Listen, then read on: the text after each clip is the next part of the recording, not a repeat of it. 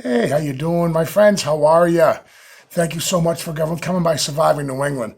I had a comment by Wendy Rapp. Thank you for your comments and your awesome feedback. To go into detail a little bit more about what I carry when I go into the forest. And so I'm going to do that. I'll break that down in a little bit more detail. And of course, my top three is fire, water, and first aid. Food, that can come later. So important. First aid, water, and fire. So let me let you guys get a closer look at what it is I carry when I'm out in the forest. So this is the backpack that I use generally. It's a day pack, but it's larger than a simple day pack. This would be good for a weekend, really. I could pack enough stuff in here for a weekend. Depending on the weather, wintertime, I'd use a larger pack. I have an issue with backpacks. I got a whole bunch, but in the wintertime, I'll generally carry a bigger pack. But for a day hike, really, for a day hike, you wear the clothes so you're warm once you start out. Let me correct that. When you start out on a hike, you should not be so bundled up in the winter, so bundled up that you're comfy, nice and comfortable, and then you start your hike. You should be have a little chill when you start moving. That way, when you warm up, you're at a comfortable temperature and you don't sweat. Sweating is it is a no-no, guys. Out in the freezing cold weather, you do not want to sweat. If you feel yourself starting to sweat, you need to stop, take off a layer. Something to remember as well is that if you use that approach where once you start your hike, make sure you're a little bit chilly when you begin your hike, and you will warm up. Leave room in your pack to take a layer off. I've run into that before where I've packed my bag fully tight. I've got all my gear on and I'm sweating now. So I have to take off a jacket, pull a sweatshirt off, and I've got nowhere to put the sweatshirt. So it is important. Leave some space in your bag to be able to take off one layer and throw it in your backpack. Even on that note too, that's why I like a larger backpack for the wintertime. You'll notice this year when I go out snowshoeing, I'm going to be wearing a much larger backpack, and I'll show it to you briefly here. This is my CFP 90. It's a camouflage military field pack, or a CFP 90. It's 90, I believe the 90 is cubic inches, because I'll tell you, it is huge. It's a big pack. It's got a lot of room in here, tons of room. This is kind of a big, large backpack I'll carry if I'm going out snowshoeing, and I know I'm going to be going out a couple of miles, which is all day long, really. Hiking in the snow is a whole different animal. If you're going to do that, leave yourself time and understand that hiking in the snow is no joke, and it's very, very time consuming. But I'll take this out with me, and I always have plenty of room in it. So I carry a wool blanket in here, a dry sweatshirt, a poncho, maybe another dry shirt, dry socks, and, if necessary, some dry skivvies, because you don't know, you roll down a little ravine, take a fall, and you end up crashing into a brook or something like that. You just don't know. If you know your terrain, that just makes it even that much better. But this is a large pack that I'll use in the wintertime when I'm snowshoeing, to make sure I've got the correct gear just in case, because as always, I'd rather have it and not need it than need it and not have it. So for the other 3 seasons, I generally will use just this smaller pack. I have a couple of them. They're awesome. They're durable. It's a outdoor something or other it says on it, but it is from Walmart. I know. I don't want to hear it in the comments. Well, you have issues with Walmart as well, but you can't deny you can get some quality stuff at a good price at Walmart, and that's where I got this bag. And as always, I have 2 knives. I got one in the back, fixed blade knife, and I really prefer to have a fixed blade knife along with my Leatherman. Depending on what I'm going to do, I'll bring a machete with me. But I also have this as well on my shoulder strap. Long story short, I had an emergency situation in the couple of winters ago, where a bag that I had just bought, not this brand, a bag I had just bought at a gun show, failed, and I couldn't get the sternum strap off, and I couldn't reach my knife. So now I will not go out without my Leatherman, which saved me. But I also would like to have something I can reach right away and not have to reach around the pack. So let's get into some of the things that I do carry in the pack. So now I'm going to go through, I think, what is just crucial, right along with fire and water, is first aid. And I think it's something that is really overlooked by a lot of hikers. They pack their bag, and even a survival kit, food, water, fire, and I think something that is neglected is first aid. So I purchased this first aid kit, and I don't remember where, but I can barely zipper it. I have added to this first aid kit. Please keep in mind as well that, pardon me, had a couple beers. Keep in mind that you can add to it. When you buy the kit, don't just shove it in your backpack and say, that's great. You can buy a kit, now add to it. Add heavy-duty Band-Aids, heavy-duty this first aid tape, right? I've got aspirins and antiseptic, antibiotic ointments, and plenty of stuff like that. I have, I've got more than a couple of these to wrap a wound up. Huge, large compresses, sterile compresses. I put my own Q-tips in here. Large, big, large Band-Aids for a big, large cut for a big, large guy, right? Multiples. I have a couple of safety pins in here because you never know. Safety pins. This kit in itself is its own survival kit. I mean, put in whatever you want. I've got tweezers, huge gauze pads, multiple the Band-Aids. I have butterfly Band-Aids in here, antiseptic towels to wash your hands. I have poison ivy, oak, and sumac. I have a bunch of these in this kit. Alcohol, prep pads.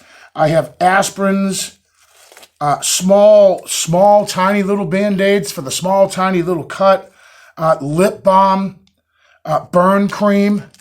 A lot of this I added to this. I have an ice pack in here. Just a simple ice pack. I believe that came with the kit. I have a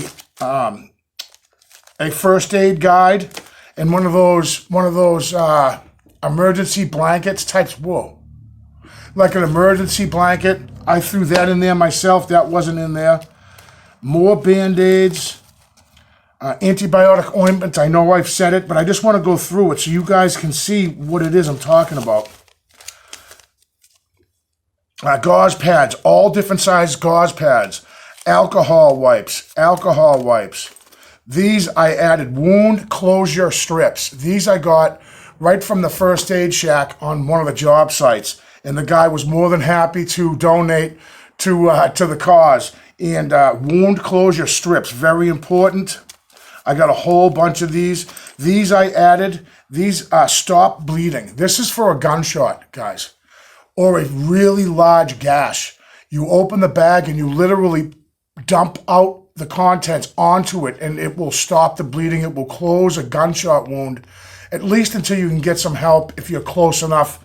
I mean, if you're bleeding out, you're bleeding out. But these gunshot kits are really something. Stops bleeding, FDA cleared, and it's just really, it's something that I've got in case I come across a hunter that shot himself or got shot on accident. I can actually close a gunshot wound with enough, stop the bleeding enough to get to an emergency facility to have it professionally taken care of. Again, tweezers. So that's the kit. I mean, there's so much more. I could dump this out, guys. And adhesive dressing. Again, aspirin. I have non-aspirin. Let's see, adhesive dressings, again, more weird shaped things for your thumb, or it's on a knuckle or your palm of your hand. Things that you don't necessarily think you'll need, but you have. Very important first aid. Oh, and on another note, a bandana. Carry 1 or 2 bandanas. I keep a couple in my bag. An item that has multiple uses is invaluable, you guys, when you're out there. A bandana can do a lot. You can make a sling out of this. If you sprain your shoulder or your arm or something, you can part of the process to purify water, you can use a bandana.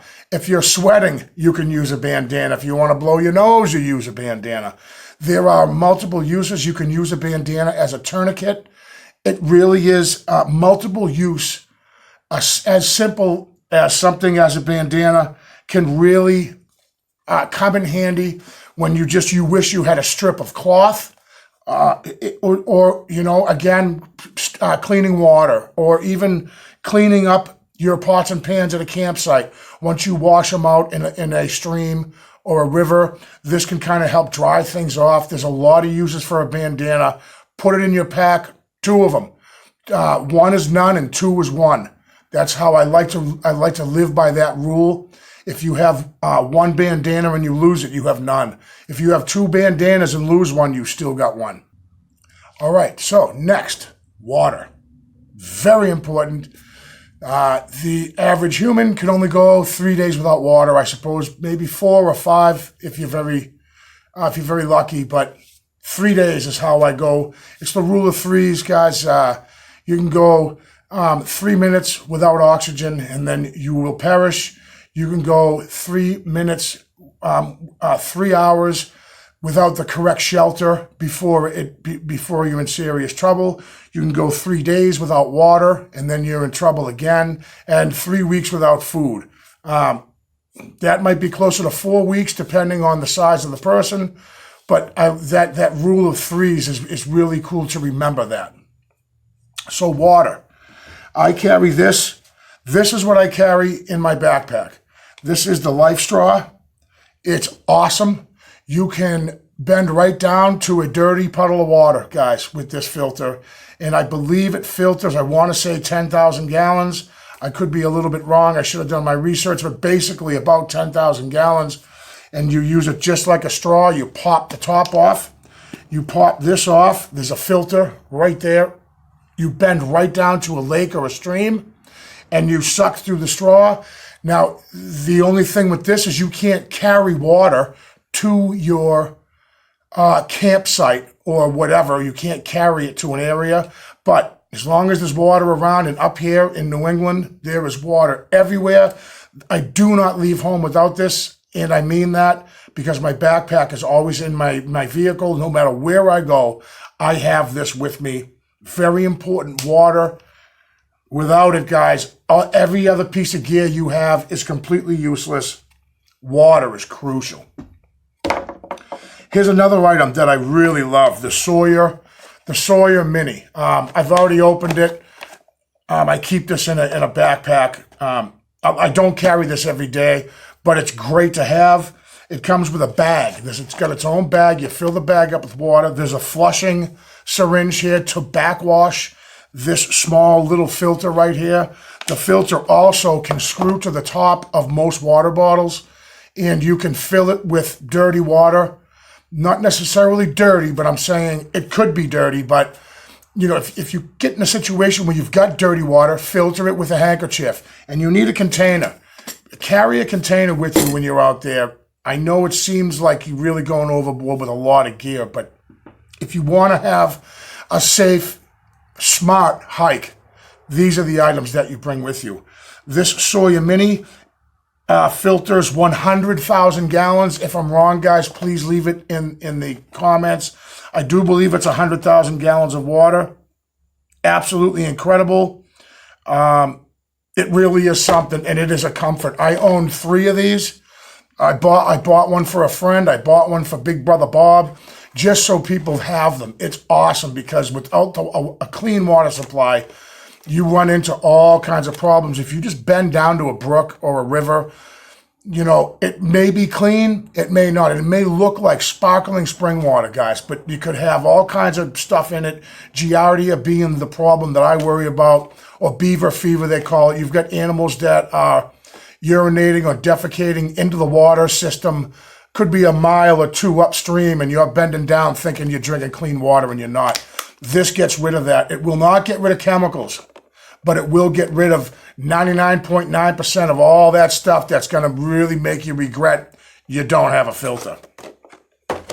Another thing about water, for clean water, boil it. You boil your water before you drink it. This is so important. Having this with me, now you can get a large amount of water, or an amount of water in this. Just fill it up. Fill it right up in a stream or a brook or a river or a pond, and filter it a little bit. Do what you can to get the sediment out of it. Again, use your bandana over the top. Pour the water through the bandana. It'll get out any kind of small sediment pieces. Now you've got the water in here. Boil it, and that's why I carry a stove for food as well. This thing is really cool. It just screws right to this little whatever we're calling this little something or other, and then you take this piece and you screw it right to the fuel source. Pardon me. Screw it right to your fuel source, and you have on here actually as well a little bit of a little knob on the side where you can actually regulate how high the flame is and stuff like that. Then you take your water, place it on top, let that water boil. Of course, you know, let it cool down, and you get yourself some clean water. Water is really, really a big deal. First aid, water. And then next we'll talk about fire. Huge fire starting. So next up is fire. Crucial, very, very important, especially in the colder months, in the early spring, fall, winter. I can't stress enough. There's a lot of ways to get a fire going. I personally have yet to learn the bow drill. I haven't learned how to do that yet.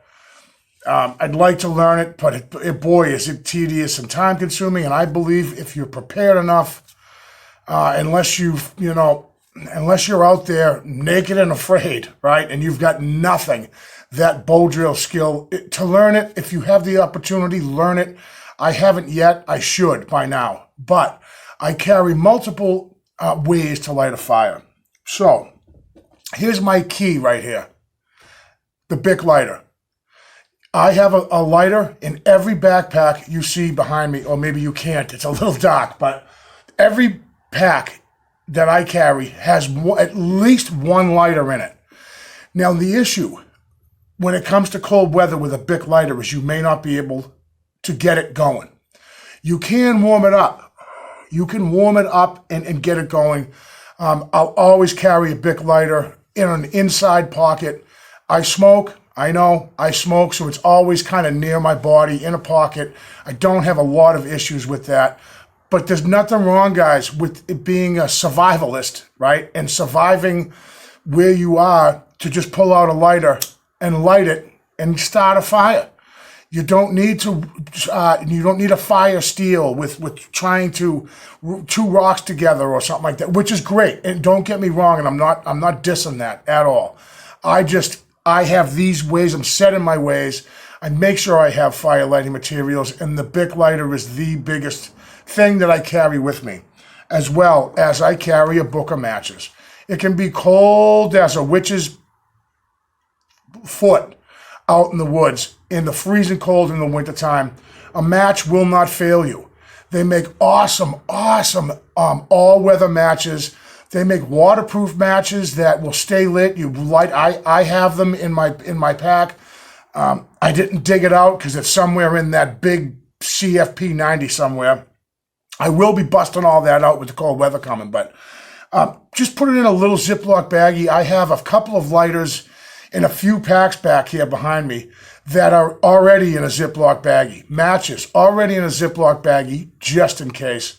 Matches and a lighter, fire starter.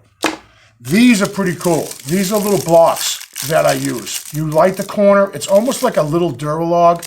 Maybe not so much, but it kind of looks like a block of sugar. This is a different brand, but they're just little blocks that you collect your firewood and your twigs. And please remember, always start at the smallest, skinniest little twig to get your fire going. Get a nice, big, fat handful of tiny twigs. Put a block down. Put the little twigs over the top. Light the corner of this little plastic thing. You've got yourself an awesome blaze. Another way to light a fire is a magnifying glass. If the sun is out during the day, you can get a fire going with a magnifying glass. Some dry leaves or dry grass or a cat of nine tails. Rip a cat of nine tails open. Get that magnifying glass with the sun on it, and you'll get a flame.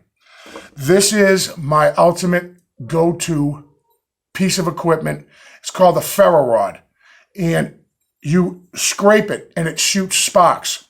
Now, I'm not going to do that right here because I've got kerosene. I have a kerosene heater in here, and I've got the floor is this barn is a tinder box. It's like a matchbook waiting to go up. But you buy these Ferro Rods, and let me give you a little closer look at it. It is not a magnesium strip. A lot of people confuse that you scrape off a pile of shavings from this and you light it. You could do it with the back of a knife. I can do it with the back of my Leatherman knife. Don't do it with the blade because it'll mess up the blade. But with the spine of the knife, you can get some really good sparks off of a Ferro Rod.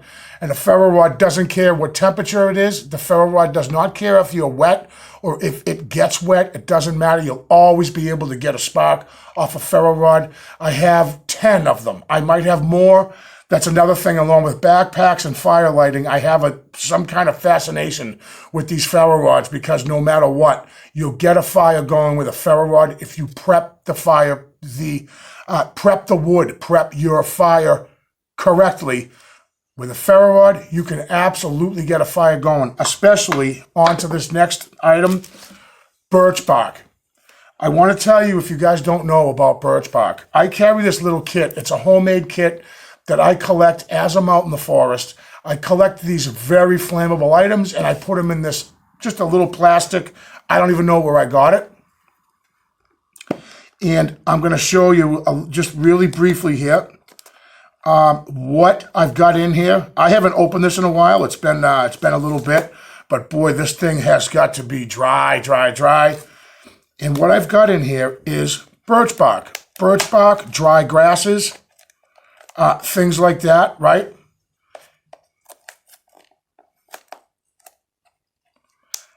All kinds of just stuff, guys. Birch bark. I can't stress it enough. Dry tinder, really dry grasses. And you take that birch bark, just pull a strip right off a tree, even if it's alive, right? It's all right. Pull a strip. Just don't go all the way around the tree pulling the strip off because you will harm the tree. But if you get just a chunk down the tree, pull that piece of birch bark off. And on that white side, the outside part of the birch bark, scrape with your knife a nice little pile, right? And take your Ferro Rod, strike your Ferro Rod into that pile, bam, flame. Next thing you know, Bob's your uncle, and you're sweating because you got an awesome fire. Birch bark, guys. Very important. Fire is huge. There are other ways to get fires going as well. These are the ones I prefer because I have them in my backpack. I can't stress enough about the birch bark and the dry grasses and such. It is like, I also have a chunk of pine sap in here that I was able to scrape. It was naturally coming out of a tree. It was a couple of summers ago and just was a big ball like of wax. It's it's pine pitch, and it is awesome. It's also how you can get fat wood, but that's for another video. Fat wood is awesome too. You get that from pine. If you can you walk by a pine tree and you see that oozing pine sap, take a sample of it, take a little chunk of it and wrap it in some birch bark and put it away, tuck it away. Once a flame hits that pine sap, really hot flame comes from that. So next is food. I cannot recommend Mountain House foods enough. Wise makes some stuff that are pretty good. Backpacker's Pantry also makes some stuff that's really good. But as far as flavor, Mountain House is really, really good. And I'll tell you right now that this just happens to be a turkey dinner casserole stuffing with turkey and vegetables, home style. This is 2 servings. I take these with me. I always have one with me in the summertime. I'll always have one, and I'll always also carry with me a little snack bag. I've got raisins, peanuts. Another thing that I really, really enjoy, again, this is a little bit based closer to the colder weather. What I will often do is I'll take chicken bouillon with me, right? Just bouillon cubes. I don't know if you can see it. The light is horrible. It's dark out, and I don't have electricity out in my barn, so I run lights out here and whatever, right? But I take bouillon cubes. It could be beef. I prefer chicken bouillon. I'll just stop on the trail, cold and hungry. When I'm hungry, I'm not the nicest person to be around, and I realize that. So what I'll do is I'll just stop on a trail, and I'll light my stove. I'll fill it up with water that I carry in my Camelback, and I'll just squeeze some water out of it, fill up a little, halfway full with my Stanley cooking jug there, and I'll throw a couple of bouillon cubes in it. Oh my God, it's so good. But I keep this little pack with me. I've got some grape juice in there, raisins. I even have a rice and pasta blend in chicken. It's just a bag that everything I take with me, I can cook it with a little bit of water. And that's the same thing with the Mountain House. You just add boiling water, or you boil water, add it to the bag. And then what I really like about the Mountain House, and I'm not being paid by them, I'm not being paid by anybody, but I do. That's why when I say it's good, I mean it's good. You can trust me. It really is good. You just rip the top off, and it has a Ziploc pot here. You fill it with the recommended amount of water. You close it back up, wait 7 or 8 minutes, stir it, close it back up again, and you wait till it's done cooking, 15 minutes or so. Then you open it up, and you eat it right out of this. You don't need a bowl or a pan or a pot. You eat right out of the bag, and then once you're done, you fold this thing up, throw it in your backpack, because we leave nothing behind in the forest, right? So I can't recommend Mountain House foods enough. And as far as survival goes, this is Best Buy, February 2048, guys. 2048. Just so you know, I'm not pulling your leg. The shelf life on these Mountain House are 20 plus years.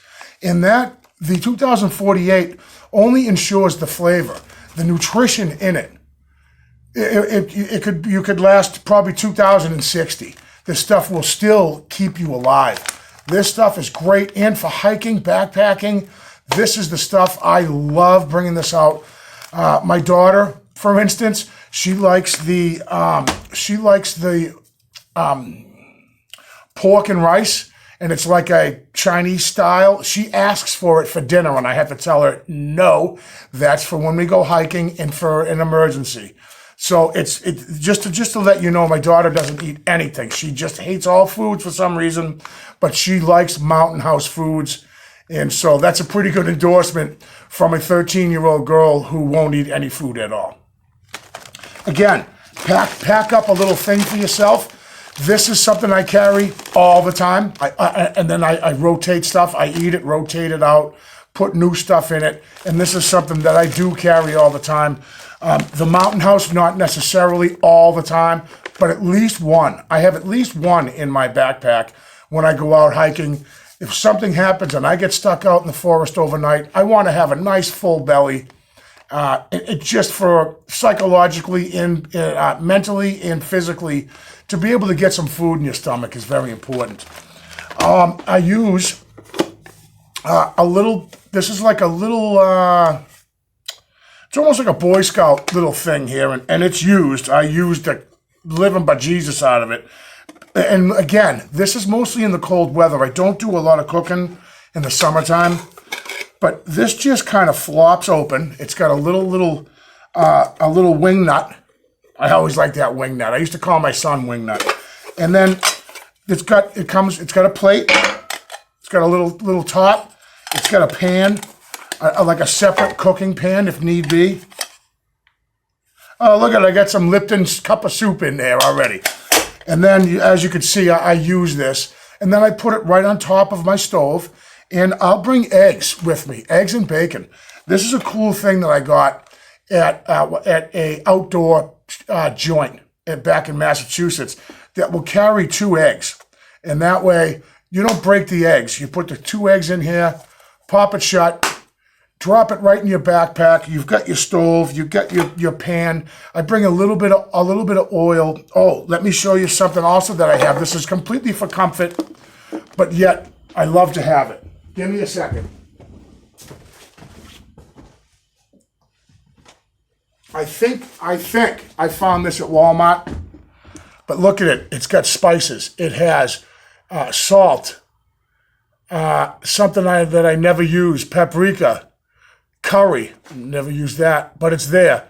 Cayenne pepper, garlic salt, black pepper. This is just for comfort. Say in a wicked emergency, you had to kill a squirrel or a fish. You caught a fish, you've got to eat something. You've got a little something that you can spice up your meal and just enhance the flavor. I do not carry this every time I hike. But on a large hike, when I know I'm going to eat out in the forest while I'm out there, I will take this with me. So that's some of the things about the food. And another thing I want to talk about is these little things here. These are paper towels in a little package. You open this up, and it opens up into a large paper towel. This is just for convenience. You put a little water on it. You can clean yourself up. I carry these everywhere I go. These are in my backpack. Also, if you need to use the facilities, it can double as TP. And when you're out there, just to make it comfortable, even though I carry camp toilet paper with me when I go, it's just something that I bring out with me when I go. It's always in my bag. And you can use it to also clean your pan out when you're done cooking. All right, so I talked about earlier in the video about the rule of threes, right? 3 minutes without oxygen, you will perish. 3 hours in the elements out in, say, a blizzard with a t-shirt and shorts, you're all done. You're not going to make that. 3 days without water is a big thing. And 3 weeks without food. And I will say again, I think 3 to 4 weeks, it'd be miserable as all get out, but I think you could make it. But I want to bring up now the 5 C's. This is something I got from Dave Canterbury. And if you've never heard of him, look up his channel. It's, I don't remember. His name is Dave Canterbury. You can look him up and most likely find him. But it's something that I had already carried. And I was like, oh, geez, I'm doing all right, right? So the first thing, this is the 5 C's, is cordage or line or rope. I carry always this is 550 paracord. Be careful, some of them look like 550 paracord and they're not. The 550 simply meaning it can hold 550 pounds of weight on a really small but really strong line. And this is important to have when it comes to one of the other 5 C's. If you've got some line with you, a paracord, I suggest you do so. The next C would be cover. And now that's your clothing or shelter, building a shelter or top. To carry a top with you, This is not as bad as you guys think. I can roll this thing up into a package probably like this. Nice, and just really wrench into it, roll it up small, wrap some paracord around it, and it'll stick right in the corner of your backpack. Another thing for cover that you can also use, you can go really cheap, poncho. Poncho is cover, along with, you know, depending on what weather you're out in, this is valuable just to have something really small that rolls up. This is a very inexpensive one-day, one-use poncho. This is how I see these kind of things, that you just use it one time, because you could walk by a briar bush and this thing will tear it all up. But you can really make this very, very small. Again, put some paracord around it, stick that way in the back of your backpack. Or you could go the route which I prefer, and that is a military poncho. Just a true, lot of badassery going on with this poncho right here. It has outlets, it has eyelets, you can snap it all together, just enough. There's a bunch of snaps all the way down the side. This is waterproof as well. A lot of these ponchos, the cheap ones you get, are water resistant, but it has the eyelets in it, so you can, this is a shelter.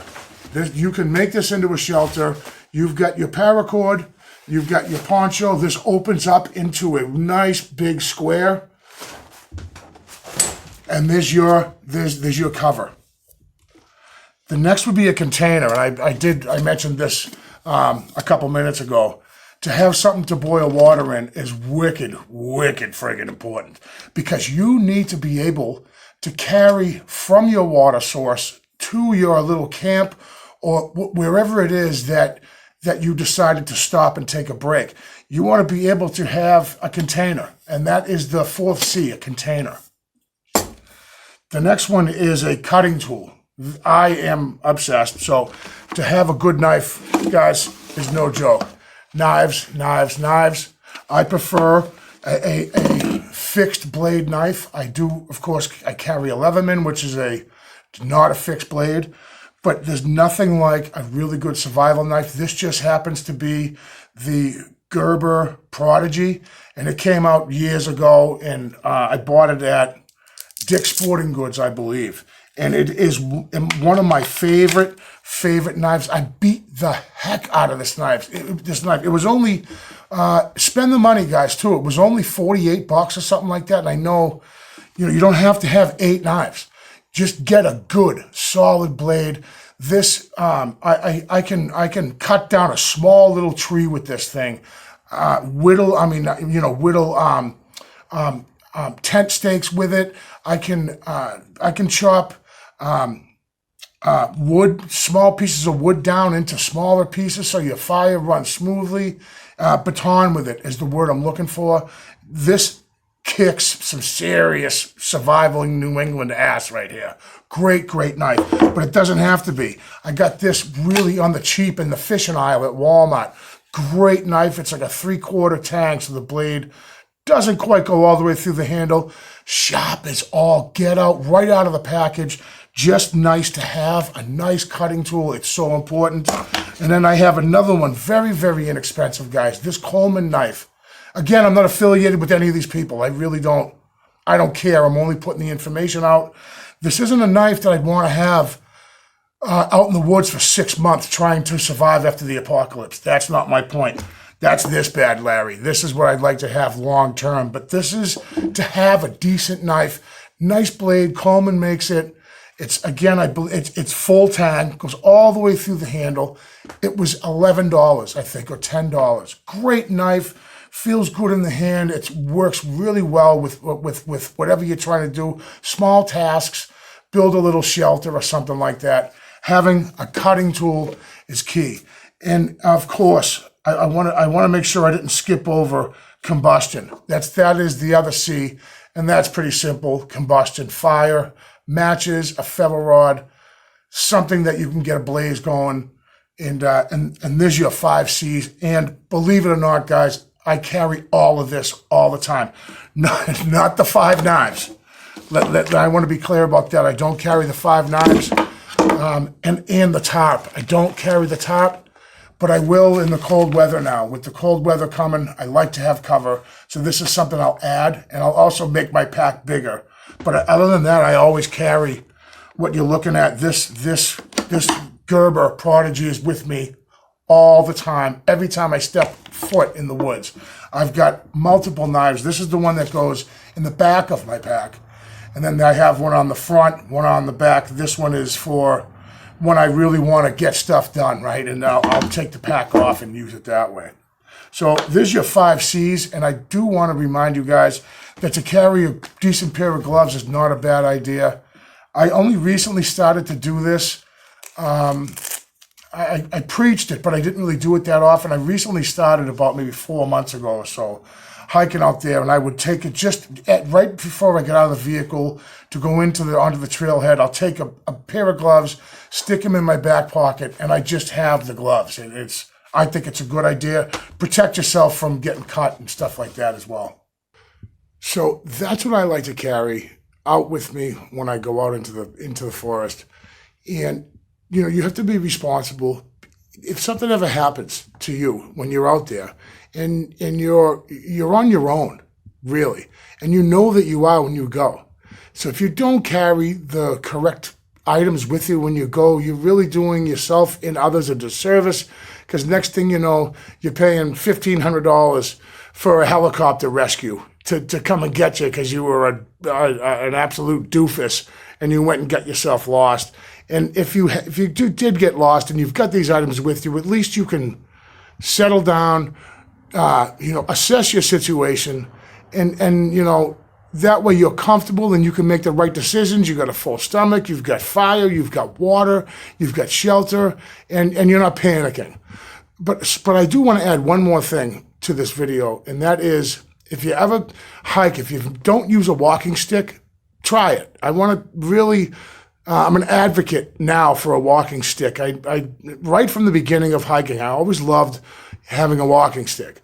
And I still to this day, I think that it's an advantage that you have when you're out there hiking. You'd be surprised if you don't use one, how often you would. And I have 3 or 4 of them that I use. I like to pick and choose whatever terrain I might be on, but normally always bring a walking stick. I do have one that's wicked pisser. It's got a compass on the top, on the little ball with a compass on it. And like I said in the last video, I don't trust them all that much, those really, really small compasses, but I've got a compass, at least a general direction of where I'm going. Thank you guys, I really do appreciate it. And I hope that answered your question. The commenter that left that, what do you carry in your pack? Wendy, maybe? I forget. I'm so sorry. If I would have to stop the video, edit, and do I think it is Wendy. Thank you for your question, and I appreciate you guys coming by and watching the video, and I'll definitely see you guys on the next one.